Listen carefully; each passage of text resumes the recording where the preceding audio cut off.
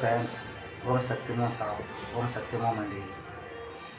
దేవుడు ఎక్కడున్నాడు? దేవుడు ఉన్నాడా? చాలామంది నా స్నేహితులు, నా ఫ్రెండ్స్ నాతో ప్రశ్నల మీద ప్రశ్నలు వేస్తూనే ఉంటారు. ఏమండి, ఆ దేవుడు లేకపోతే మనం ఉన్నామా? మనం ఉన్నామండి. ఆ దేవుడు ఉన్నాడు, ఆ దెయ్యం కూడా ఉంది, ఆ మనిషి కూడా ఉన్నాడు. ఈ దేవుడు, దెయ్యం, మనిషి మూడు ఆ దాంట్లో కనిపిస్తుంది కదండి. మనం మంచిగా వెళ్తే దేవుడు, మనం చెడుగా వెళ్తే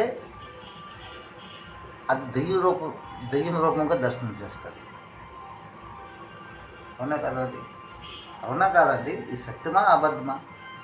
మనము మన తోటి వాళ్ళతో మనం నడుచుకుంటామో అదే మనకు జవాబు ఇస్తుంది. తొందరగా మనము నోరు పారేసుకుంటే ఆ రిప్లై తిరిగి, ఆ బాల్ కొడతామో తిరిగి మనకే తగులుతుంది అన్నమాట. అవునా కదండి? అమ్మ కనకదుర్గమ్మ 9 అంకెల అంకితం అమ్మ. న్యాయంగా అంకితం అంటే 9 అంకెల అంకితం అంటే ఆయమ్మే ధనలక్ష్మి అండి. ఆయమ్మే రాజ్యలక్ష్మి. ఆయమ్మే దానమ్మ, కామేలు, వంకపొలేరమ్మ. ఆయమ్మే పోలేరమ్మ. ఆయమ్మేనండి మంకుడమ్మ. ఆయమ్మ లోపలే మనం అందరం ఉన్నాము. ఆయమ్మ లోపలే అమ్మ నాన్న కనిపిస్తున్నారా లేదండి? 9 అంకెల అంకితం అమ్మ. న్యాయంగా మనం సంపాదించండి.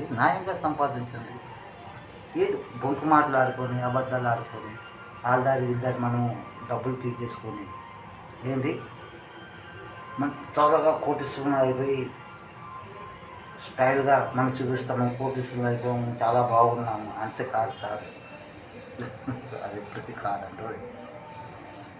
నీకు డబ్బు ఉంది లేకపోయినా ఏంటి, నువ్వు సత్యంగా మాట్లాడితే నువ్వే కోటీశ్వరుడు. ఎస్, నువ్వు పని చేసుకొని నువ్వు కష్టపడి నువ్వు డబ్బులు సంపాదిస్తున్నావు, అది నువ్వే కోటీశ్వరుడు అండి. ఆడిది డబ్బులు లాగేసుకుంటున్నాడు. ఆడెక్కడండి కోటీశ్వరుడు అయ్యాడు? అక్కడ డబ్బులు ఉంటే అక్కడ అన్నీ డబ్బు ఉంది. ఆ 9 అంకెల అంకితమ్మ, ఆ అన్యాయం ధనలక్ష్మి, ఆ అన్యాయం డబ్బు దగ్గర హతం చేసేస్తుంది.